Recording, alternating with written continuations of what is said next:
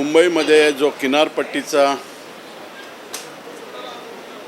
5 जिल्ह्यांमध्ये ही coastal line आहे आणि मत्स्य व्यवसाय करणारे आमचे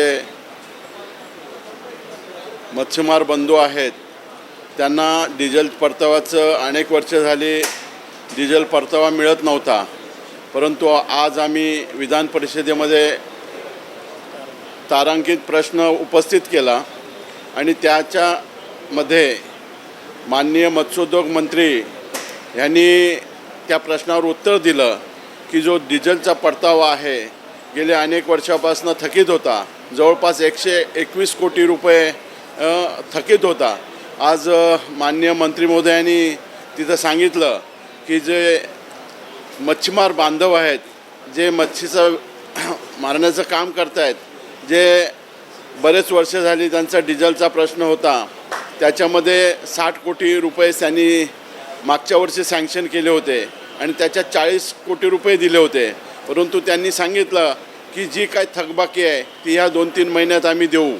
आणि जो काही प्रश्न होता मत्स्य बांधवांचा, जे मच्छीमार बांधव आहेत, त्यांचा जो काय प्रश्न होता की अवकाळी पाऊस पडला आणि अवकाळी पावसाने वादळामुळे जो काही नुकसान झालं आहे ह्या आमच्या मच्छीमार बांधवांचं, ते सुद्धा दुष्काळ जाहीर करण्याकरता आम्ही त्यांना आज बरेचसे प्रश्न विचारले.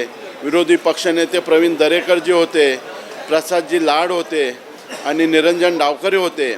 आम्ही सर्वांनी त्यांना सांगितलं की बाबा, जसं शेतकऱ्यांवर दुष्काळ झाला आहे, शेतकऱ्यांवर आपत्ती कोसळलेली आहे आणि शेतकऱ्यांना जसं तुम्ही कर्ज माफ करता, शेतकऱ्यांना तुम्ही त्यांच्या बांधावर जाऊन त्यांना आश्वासित करता की ह्या दुष्काळामध्ये आम्ही तुम्हाला 25,000 देऊ, 2 लाख रुपये देऊ, असे अनेक तुम्ही आश्वासित केलेलं आहे.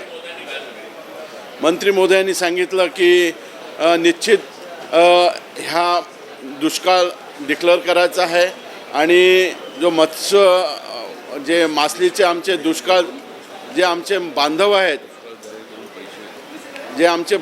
मच्छीमार बांधव आहेत, त्यांचं आम्ही दुष्काळ जाहीर करू आणि त्यांचं जे नुकसान झालेलं आहे, जे क्यार वादळ आलं आणि समुद्रामध्ये जी मच्छी ससेमिक सर्वे झाला आणि मच्छीसाठी आम्हाला बंदी घातली होती की तुम्ही 2 महिने त्या समुद्रात जाऊ नका.